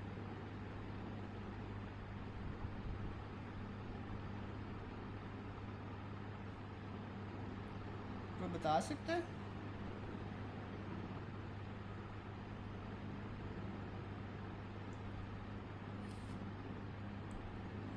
बिल्कुल, यहाँ पे आपके पास वेट गैंग्रीन आ जाएगी, ठीक है। और वैसे अगर वो डायबिटीज़ में पूछ ले तो डायबिटीज़ में आपके पास ड्राई गैंग्रीन होगा, ठीक है। फिर आपके पास आ जाता है नेचुरल डिफेंस अगेंस्ट कैंसर। तो जो नेचुरल डिफेंस होता है ना आपके पास कैंसर के खिलाफ, वो क्या होता है, एपोप्टोसिस होता है, ठीक है। अब कैंसर हो रहा है, ठीक है, तो कैंसर के अंदर ना सेल की प्रोलिफरेशन ज़्यादा हो जाती है, ठीक है, या सेल डिवीज़न आपके पास बहुत ज़्यादा हो जाती है। तो फिर आपकी बॉडी कैसे रिस्पॉन्स करती है इस सेल डिवीज़न को, कि वो एपोप्टोसिस में चली जाती है, ठीक है, वो सेल्स मारना शुरू कर देती है। इसीलिए आपके पास जो एंटी एपोप्टोसिस एपोप्टोटिक म्यूटेशंस होती हैं या एंटी एपोप्टोटिक जीन्स होते हैं, वो आपके पास एक्टिवेट हो जाते हैं जब कैंसर करवाना होता है, ठीक है। फिर आपके पास आ जाते हैं काउंसलमैन बॉडीज़ इन सिनेरियो। तो अगर आपके पास काउंसलमैन बॉडीज़ दी होंगी तो हमने एपोप्टोसिस चूज़ करना है। एपोप्टोसिस में आपके पास क्या होता है, काउंसलमैन बॉडीज़ आ जाती हैं। Also remember Councilman bodies are also seen in viral hepatitis और येलो फीवर। तो आपके पास जो काउंसलमैन बॉडीज़ हैं वो आपके पास येलो फीवर में आ रही हैं, साथ में वायरल हेपेटाइटिस में आ रही हैं, साथ में एपोप्टोसिस में आ रही हैं। If both yellow fever and apoptosis, तो आपने येलो फीवर को चूज़ करना है, ठीक है। इसका ऑर्डर आपके पास ये होगा, yellow fever greater than viral hepatitis greater than apoptosis, ये आपके पास ऑर्डर होगा। आपने हमेशा येलो फीवर को सबसे ऊपर रखना है, ठीक है। फिर आपके पास आ रही है कीमोथेरेपी, हार्मोनल थेरेपी और radiotherapy done. Shrinking of cell इसमें क्या कैसे होती है, आपके पास कीमोथेरेपी, हार्मोनल थेरेपी, रेडियोथेरेपी भी सारों के अंदर एपोप्टोसिस हो रही होती है, इसीलिए आप ये कैंसर में दे रहे होते हो। स्टेप इन एपोप्टोसिस क्या होता है कि कैस्पेसिस की एक्टिवेशन होती है, ठीक है, एक्टिवेशन ऑफ कैस्पेसिस होती हैं एपोप्टोसिस में। फिर उसने बताया हुआ है कि काउंसलमैन बॉडीज़ आपको एपोप्टोसिस में भी मिलती हैं, येलो फीवर में भी मिलती हैं। 28-year male with history of jaundice and raised ALT, लेबर बायोप्सी में आपको काउंसलमैन बॉडीज़ मिली हैं, तो ये आपके पास एपोप्टोसिस का सिनेरियो है। एपोप्टोसिस में आपके पास क्या हो रहा होता है, प्रोग्राम सेल डेथ हो रही होती है। सेल्स श्रिंकेज आफ्टर रेडियोथेरेपी आपके पास एपोप्टोसिस में हो रहा होता है। डॉक्टर रिदा, बस हम ये वाला जो सा ना ख़त्म करते हैं, उसके बाद देखते हैं ना हमारे कितने पॉइंट्स होते हैं। टिल 8 o'clock तक हम पढ़ लें, अगर कोई मसला तो नहीं है, 8 बजे तक। 3 दिन हैं तो सही वैसे पैथो के, लेकिन आप ज़्यादा सैचुरेट तो नहीं हो रहे आपके पास?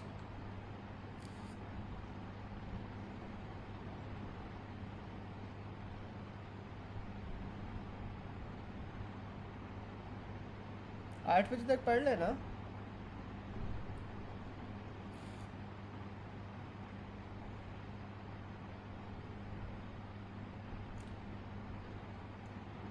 अच्छा डॉक्टर मासूमा, आप मुझे ये बता सकते हो कि जो आप सुपर इम्पोज बैक्टीरियल इन्फेक्शन कह रहे हो, ये ड्राई गैंग्रीन क्यों कह रहे हो?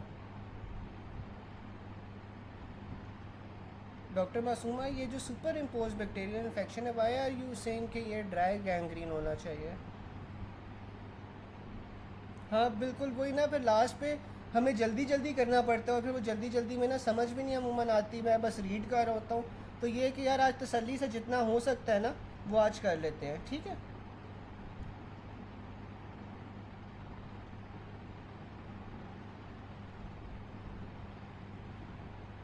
मैं ये नहीं कह रहा कि आज हम जल्दी जल्दी करते हैं, आज हम देख लेते हैं ना 8 बजे तक जितना सुकून से होता है हम कर लेते हैं, क्योंकि फिर ये है ना कि रोज़ हम थोड़ा थोड़ा पढ़ते जाएंगे, हमें आराम से समझ भी आता जाएगा, वरना यार एंड पे एक्यूमुलेट हो जाता है तो फिर ज़्यादा हो जाता है। ठीक है। अच्छा, फिर हमारे पास ना ये वाला पॉइंट आ रहा था कि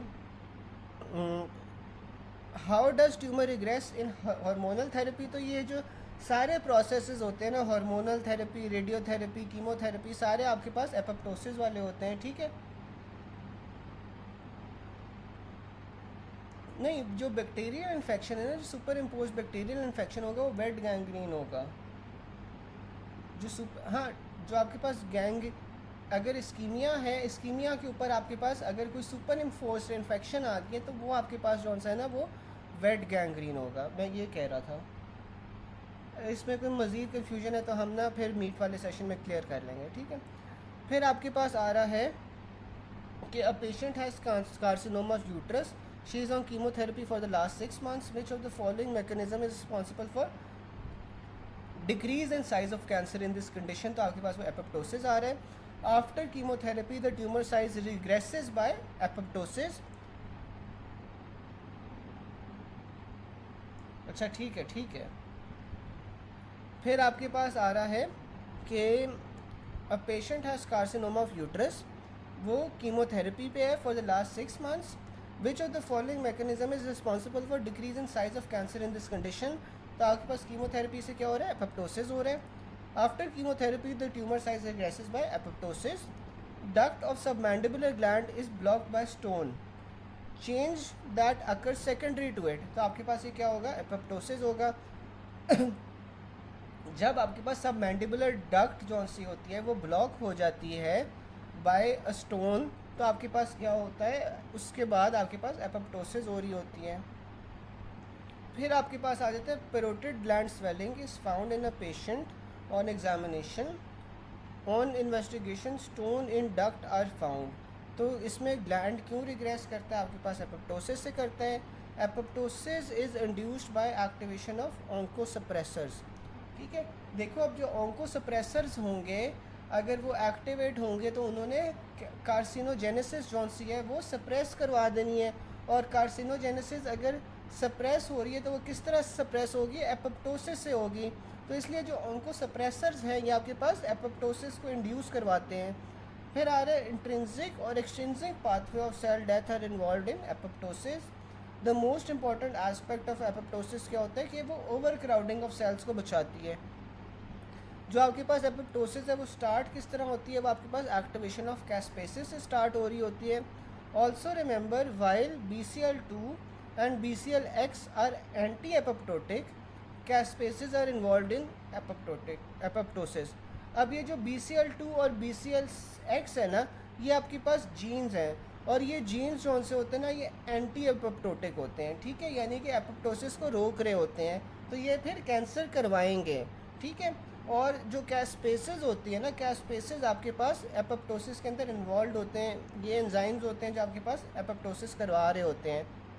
अब अच्छा, उसने ये तो बता दिया कि जो BCL2 है और जो BCLX है ये आपके पास एंटी एपोप्टोटिक होते हैं। ठीक है, यानी कि कैंसर करवा रहे होते हैं। तो आपके पास प्रो एपोप्टोटिक जीन्स कौन से होते हैं, कोई ये बता सकता है कि प्रो एपोप्टोटिक जीन्स कौन से होते हैं?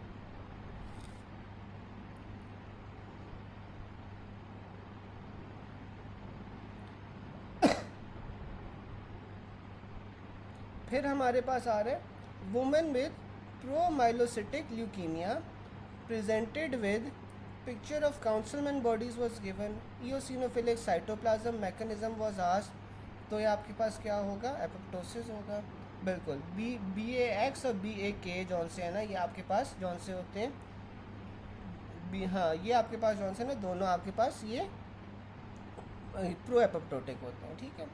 अच्छा, अगला पॉइंट ये था कि वुमेन है उसे प्रोमाइलोसिटिक ल्यूकीमिया है, presented with picture of Councilman bodies was given, eosinophilic cytoplasm है। तो ये आपके पास क्या हो रहा है, एपोप्टोसिस हो रही है। अच्छा, इसमें ना आप एक और बात याद रख लो कि जो एपोप्टोसिस है ना, इसमें जो साइटोप्लाज्म होता है वो ईओसिनोफिलिक हो जाता है, ठीक है। यानी कि वो जौन सा है ज़्यादा पिंक पिंक हो जाता है साइटोप्लाज्म जौन सा है एपोप्टोसिस में, ठीक है। और साथ में काउंसलमेंट बॉडीज़ नज़र आती हैं। फिर आपके पास आ रहा है young married woman delivered a healthy baby boy, now by which mechanism size of uterus will be reduced, तो आपके पास वो एपोप्टोसिस होता है। blood film of a patient of acute promyelocytic leukemia shows several cells which are large, have irregular outline, contains structure less eosinophilic cytoplasm, ठीक है, और multiple बेजोफिलिक हेमोजेनस irregular outline. और आपको क्या सस्पेक्ट कर रहे हो आप? एपोप्टोसिस सस्पेक्ट कर रहे हो, ठीक है। एक सेकंड मुझे देना। हाँ, तो ये आपके पास एपोप्टोसिस है। हाँ यार, ये मैं आपको एक सेकंड कंफर्म करके बताता हूँ, एक सेकंड मुझे देना।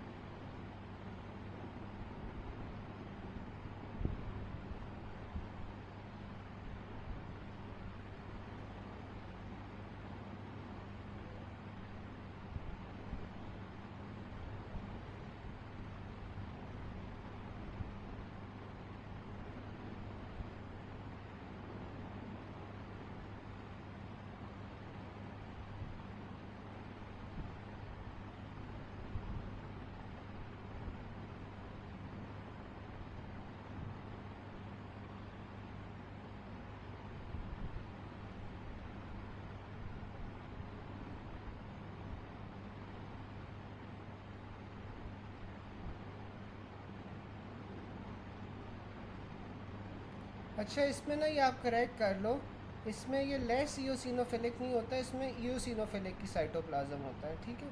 जो साइटोप्लाज्म होगा ना एपोप्टोसिस में, वो ईओसिनोफिलिक होगा, ठीक है। तो ये आप वाला, ये वाला, हाँ नहीं नहीं, मोर बेजोफिलिक नहीं होता, ये आपके पास ना ईओसिनोफिलिक ही होता है। लेकिन ये आप करेक्ट कर लो, इसमें जो है ना वो ईओसिनोफिलिया होगा, ठीक है। जो साइटोप्लाज्म होगा उसमें ईओसिनोफिल ज़्यादा होगा। फिर आपके पास आ रहा है important natural defence mechanism against development of neoplasia, आपके पास एपोप्टोसिस होता है, ठीक है। अच्छा, यहाँ तक किसी को कोई क्वेश्चन हो या कोई चीज़ ना समझ आई हो? हाँ बिल्कुल, ईओसिनोफिल डीप होगा या ईओसिनोफिलिक होगा, ठीक है। अच्छा, यहाँ तक किसी को कोई क्वेश्चन हो या कोई चीज़ ना समझ आई हो?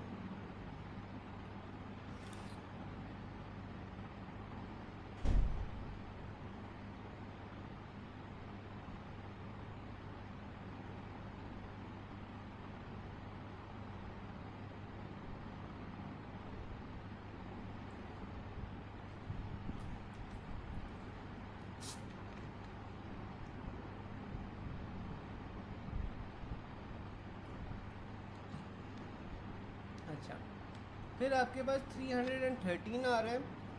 313 में ना आपके पास intrinsic versus extrinsic pathway defects जो से है ना वो आ रहे हैं। इसमें आपके पास आ रहे हैं intravascular damage what is activated first by coming into contact with collagen, तो आपके पास ये फैक्टर 12 आता है, ठीक है। अब आपके पास इसमें ना दो तरह के पाथवेज होते हैं, एक इंट्रिंसिक पाथवे होता है, एक एक्सट्रिंसिक पाथवे होता है। जो आपके पास इंट्रिंसिक पाथवे होता है ना वो एक्टिवेट कैसे होता है? By the sub endothelial collagen. अब वैसे जौन सा है आपके पास जो एक नॉर्मल ब्लड वेसल है ना उसमें आपके पास ये थ्रोम्बोसिस नहीं हो रही होती, ठीक है। और जो आपके पास ब्लड वेसल एंडोथीलियम होता है ना वो चंद ऐसे फैक्टर्स रिलीज़ करवा रहा होता है जिस वजह से आपके पास इसमें थ्रोम्बोसिस नहीं होती।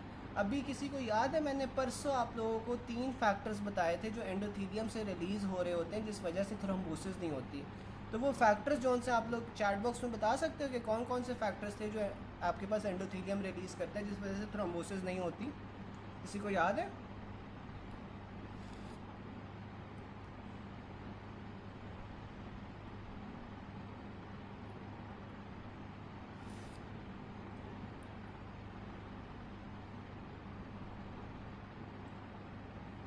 अच्छा,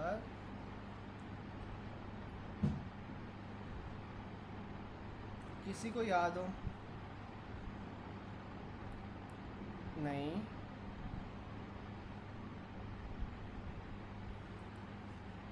अच्छा, डॉक्टर कॉकब ने एक तो सही बताया है, प्रोस्टासाइक्लिन था, साथ में हाँ निमोनिक इसका पैन ही था, इसमें प्रोस्टासाइक्लिन था, एडीपी डीफॉस्फेटेज था और नाइट्रिक ऑक्साइड थी। बिल्कुल ठीक है।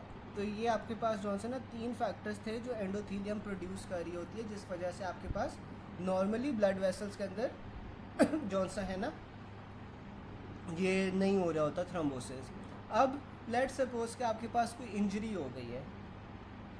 मैं डॉक्टर सायरा ये पूछ रहा था कि आपके पास जो नॉर्मल एक ब्लड वेसल होती है, नॉर्मल ब्लड वेसल में थ्रोम्बोसिस तो नहीं हो रहा होता, ठीक है ना? तो ये क्यों नहीं हो रहा होता? आपके पास एंडोथीलियम जौन सी है ना, वो चंद फैक्टर्स रिलीज़ करवा रही होती है जो नॉर्मल सर्कमस्टांसिस के अंदर आपके पास थ्रोम्बोसिस को रोक रहे होते हैं, ठीक है? तो ये जो फैक्टर्स होते हैं कौन कौन से होते हैं आपके पास? प्रोस्टासाइक्लिन होता है, एडीपी डीफॉस्फेटेज होता है और नाइट्रिक ऑक्साइड होती हैं, ठीक है? ये फैक्टर्स होते हैं। अच्छा, अब होता क्या है कि जब आपके पास ट्रॉमा होता है ना, ट्रॉमा के बाद सबसे पहला रिस्पॉन्स क्या होता है आपके पास? वेजो कंस्ट्रिक्शन हो जाती है, ठीक है? जब आपके पास वेजो कंस्ट्रिक्शन होगी ना, अच्छा ये हम ना लास्ट पॉइंट करें, ये रैप अप करते हैं, तो ये मैं आप लोगों को ना थोड़ा डिटेल में बता देता हूँ क्योंकि अमूमन इसमें कन्फ्यूजन होती है, ठीक है? अब ट्रॉमा के वक्त क्या होता है? ट्रॉमा के वक्त ना हमारे पास वेजो कंस्ट्रिक्शन होती है। अब जब वेजो कंस्ट्रिक्शन होगी ना, तो जो इंजर्ड एंडोथीलियम होगा वो कुछ स्टिकिंग पॉइंट्स बना देता है, ठीक है? इंजर्ड एंडोथीलियम में आपके पास कुछ स्टिकिंग पॉइंट्स बन जाते हैं। अब ये जो स्टिकिंग पॉइंट्स है ना, यहाँ पे क्या होता है कि जो कोलेजन होता है वो एक्सपोज हो जाता है, और जो कोलेजन एक्सपोज हुआ हुआ है ना, ये आपके पास यहाँ पे क्या होता है? वॉन विली-ब्राउन फैक्टर होता है। इस वॉन विली-ब्राउन फैक्टर के साथ ना आपके पास क्या चीज़ बाइंड करती है? प्लेटलेट्स बाइंड करती हैं, प्लेटलेट्स एडहेयर करती हैं, ठीक है? अब आपके पास जो वॉन विली-ब्राउन फैक्टर लगा हुआ था उसके साथ प्लेटलेट्स अटैच हुई, और प्लेटलेट्स ने सिग्नल दिए कि मज़ीद प्लेटलेट्स यहाँ पे आ जाएं, ठीक है? तो यहाँ पे मज़ीद प्लेटलेट्स आ जाती हैं, और यहाँ पे आपके पास फॉस्फोलाइपेजेस का ब्रेकडाउन होता है इनटू अरिकोडोनिक एसिड, ठीक है? और यहाँ पे फिर आपके पास क्या होता है कि यहाँ पे आपके पास फिर प्राइमरी प्लेटलेट प्लग बन जाता है, ठीक है? अब यहाँ पे आपके पास प्राइमरी प्लेटलेट प्लग तो बन गया, ठीक है? अब उसका क्या काम है? अगर तो ये प्राइमरी प्लेटलेट प्लग से इंजरी रुक गई है या ब्लड की लीकेज रुक गई है तो देन इट्स फाइन। अगर नहीं रुकती तो फिर आपके पास क्या होता है? एक सेकेंडरी प्लेटलेट प्लग बनता है to make the primary platelet plug stronger. और ये जो सेकेंडरी प्लेटलेट प्लग बन रहा होता है, इसमें आपके पास ये इंट्रिंसिक और एक्सट्रिंसिक पाथवे आ जाते हैं जो कि सेकेंडरी प्लेटलेट प्लग बना रहे होते हैं। यहाँ तक समझ आ गई सबको?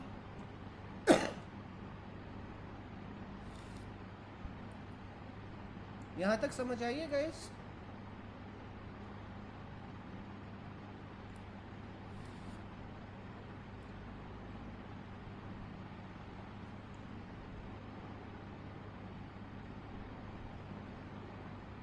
अगर आ गई है तो फिर हम ये इंट्रिंसिक और एक्सट्रिंसिक पाथवेज करते हैं।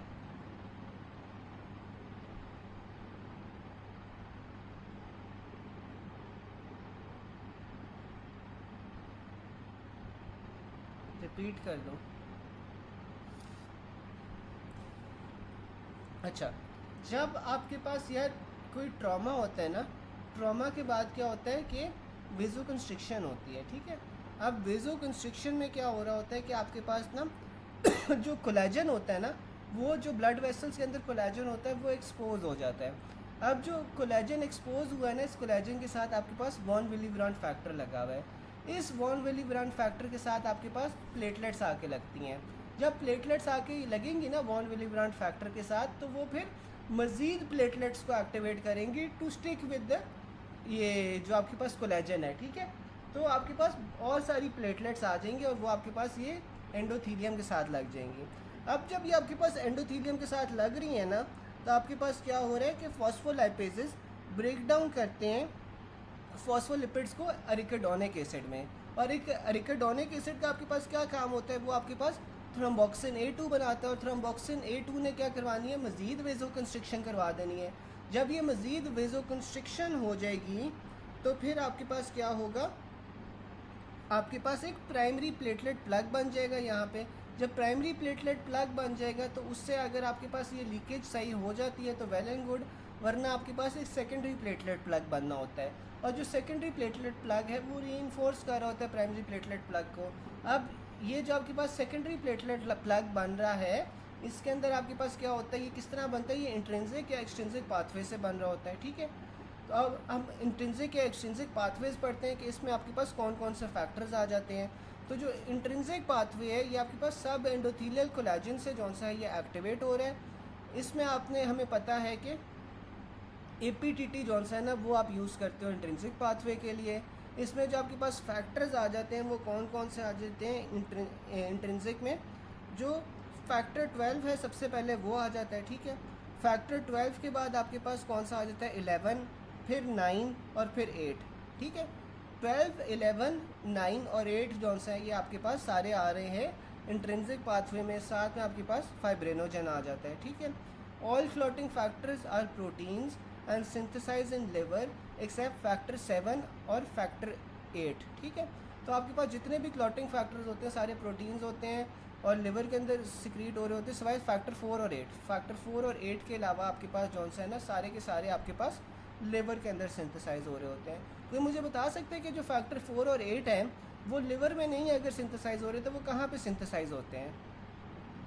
फिर आपके पास ना एक्सट्रिंसिक पाथवे आ जाता है। जो एक्सट्रिंसिक पाथवे है ना, एक्सट्रिंसिक पाथवे के अंदर आपके पास दो मेन फैक्टर्स होते हैं। इसमें आपके पास फैक्टर 7 आ जाता है, फैक्टर 7 के साथ साथ आपके पास फैक्टर 3 आ जाता है, ठीक है। फैक्टर 7 और फैक्टर 3 आ जाता है, और फिर आपके पास एक कॉमन पाथवे होता है। जो कॉमन पाथवे है ना उसमें आपके पास फैक्टर 10, 2 और 1 आ जाते हैं, ठीक है। जो कॉमन पाथवे होता है वो आपके पास एक्सट्रिंसिक और इंट्रिंसिक दोनों के लिए होता है, ठीक है। जो एक्सक्लूसिवली इंट्रिंसिक वाले हैं वो आपके पास 12, 11, 9 और 8 है, और फिर आपके पास जो एक्सक्लूसिवली एक्सट्रिंसिक वाले हैं वो आपके पास फैक्टर 3 और 7 है, ठीक है। और कॉमन में आपके पास 10, 2 और 1 आ जाते हैं। मैं बस आज यहाँ तक करवा रहा हूँ, MCQs हम कल डिस्कस करेंगे, ताकि बिल्कुल एंडोथीलियल सेल्स जो से ना वो सिक्रीट कर रहे होते हैं फैक्टर 4 और 8, ठीक है। अच्छा, मैं ये टेबल तक खाली मैंने कराया है, कल ना हम इसके MCQs करेंगे ताकि आप लोग ना ये थोड़ा सा आपने टेबल खुद भी पढ़ना है, ताकि फिर MCQs ना हम कल इसे रिलेट कर सकें। अगर मैं आज ही सारा करवा देता हूँ ना तो फिर हो सकता है कि आप ये कल ये वाली चीज़ जो टेबल है ना ये भूल जाएँ। तो कल हम पहले टेबल रिवाइज़ करेंगे और फिर आगे से ना MCQs डिस्कस करेंगे, ठीक है। अभी मैं ना मीट पे आ रहा हूँ, तो अगर किसी को कोई क्वेश्चन है, एक तो हमने जो सा ना वो माइक्रोस्कोपिक फीचर्स पढ़ने हैं जो आपके पास MI के बाद होते हैं, ठीक है। और इसके अलावा कोई चीज़ डिस्कस करनी होगी तो फिर हम वो फिर मीट पे कर लेते हैं, ठीक है गाइस।